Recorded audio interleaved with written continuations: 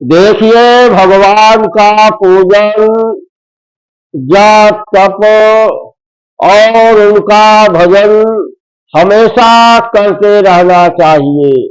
और जितना ज्यादा से ज्यादा हो जाए उतना ज्यादा से ज्यादा भगवान का नाम लेना चाहिए, क्योंकि भगवान का नाम ही सब कुछ कार्य को करने वाला है। बिना भगवान के इशारे का एक पत्ता भी संसार का नहीं हिलता। तो जब भगवान का नाम ही सर्वोपरि है, उन्हीं का नाम लेने से संसार का सारा कार्य चलता है। क्यों न भगवान का ही नाम लिया जाए और उन्हीं का भजन किया जाए, उन्हीं के भजन में मग्न रहे, अपने कार्य को भी करते रहे और भगवान का नाम भी हमेशा लेते रहे।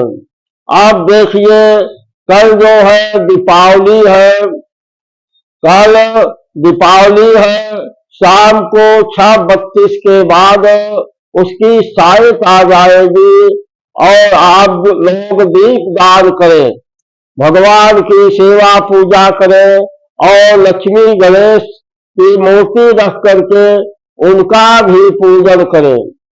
तो कल आप लोग जिसको इच्छा हो वह भगवान का नाम शाम को भी ले सकता है। जैसे दिन भर सीताराम नाम का जप कर रहा है, उसका तो नित्य क्रिया हो गई है भगवान का भजन करना और उनका नाम लेना।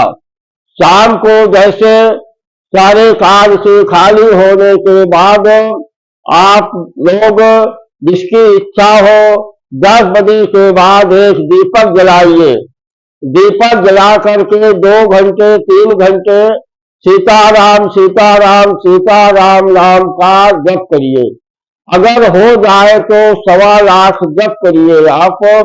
तो दीपावली के दिन जो भी जप पूजा किया जाता है वह सिद्ध हो जाता है। जैसे दीपावली के दिन अखंड ज्योत जला करके आप 1.25 लाख का जप करेंगे, 1.25 लाख आप जप अगर पूरा कर देंगे तो वह मंत्र जो है सिद्ध हो जाएगा। तो जब मंत्र सिद्ध हो गया तो उसी मंत्र से आप किसी को कोई भी किसी प्रकार का परेशानी है, किसी प्रकार का संकट है, आपके ऊपर है, परिवार के ऊपर है, तो आप केवल 100 बार पढ़ करके सीताराम उसको फूंक देंगे, वह तत्काल उसको आराम हो जाएगा और वह ठीक भी हो जाएगा। तो भगवान के नाम में कितनी बड़ी शक्ति है। भगवान का नाम एक दवा के रूप में काम करता है। इसलिए जो भक्त करना चाहे तो 10 बजे के बाद एक अखंड ज्योति जला करके और भगवान के सामने जहां पर भगवान का स्थान है वहां पर दीपक जलाकर आप बैठ करके 1.25 लाख जप करिए।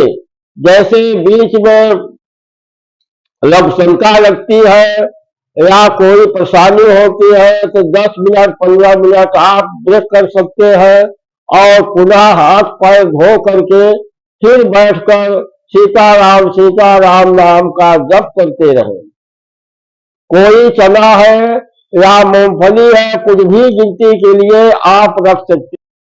जैसे एक माला हो गया तो आप एक चना उठा कर रखिए, 2 माला हो जाए 2 चना उठा कर रखिए। इस प्रकार से आप जप को करिए। 1.25 लाख जप आप करेंगे तो वह मंत्र अपने आप सिद्ध हो जाएगा।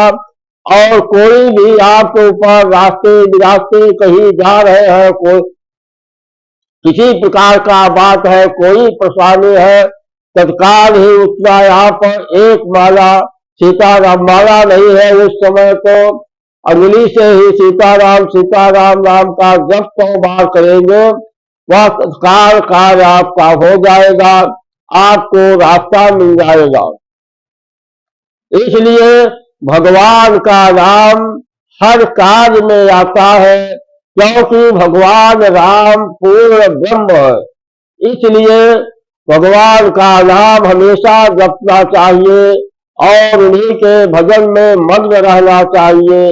दीपावली के दिन ही भगवान राम रावण का वध करके अयोध्या में आए थे और इसीलिए खुशहाली में जो है लोग दीपक जलाते हैं, गड्ढा पटाखा बुलाते हैं, तो भगवान का आगमन होता है।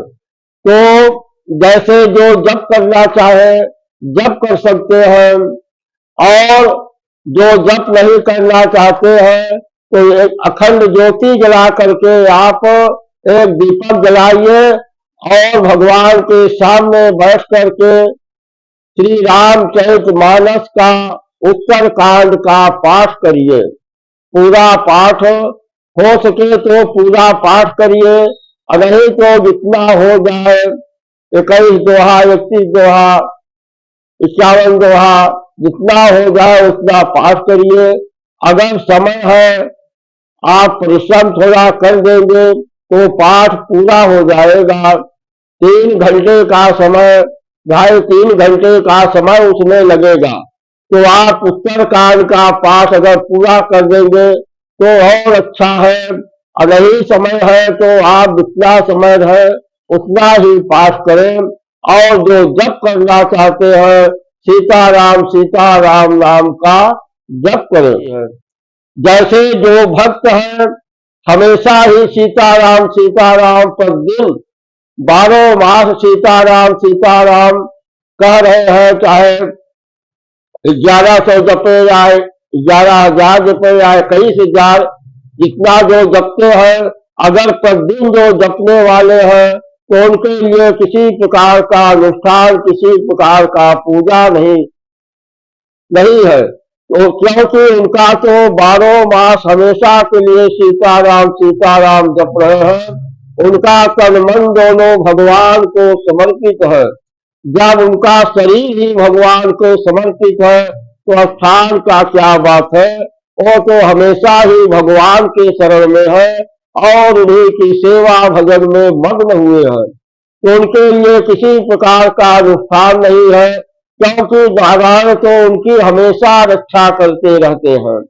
जो भक्त हमेशा सीताराम नाम का जप करता रहता है उसके ऊपर किसी प्रकार का कोई भी संकट कभी भी नहीं आ सकता, यह सत्य है। पहले आप प्रतिदिन हमेशा सीताराम जपिए और सीताराम को जपते रहिए, अपने जीवन तक जपिए। जब आप जपने लगेंगे थोड़े समय के बाद जो संकट है वो संकट तो हट जाएगा, आगे किसी प्रकार का संकट भी नहीं आएगा। अब जैसे लोग कहते हैं कि जो लिखा है उसको भोगना है, वह ग्रह संकट आप पर आएगा, जो लिखा है संकट तो आएगा परंतु उसका प्रभाव आपके ऊपर नहीं पड़ेगा, वह संकट छू करके आपको चला जाएगा, क्योंकि आपका शरीर नारायण की सेवा में और उनके भजन में लगा रहता है। तो जहाँ जो शरीर भगवान की सेवा भजन में रहता है वह नारायण की गोद में रहता है, उसके ऊपर किसी प्रकार का संकट कभी भी नहीं आ सकता, यह सत्य है। तो इसको जानने के लिए आपको कर्म करना पड़ेगा। आप जब भगवान का भजन करेंगे तो आपके साथ भी ऐसा होगा, आपके ऊपर संकट नहीं आएगा, जो आएगा सब हवा में उड़ जाएगा। इसलिए भगवान का नाम सत्य है, नारायण ही सत्य है और बाकी सब असत्य है। जब नारायण ही सत्य है क्यों न उन्हीं का नाम लिया जाए, उन्हीं का नाम लेने से संकट भी दूर होगा और अंत काल में वैकुंठ लोक की प्राप्ति भी होगी। जय श्री राम, जय श्री राम।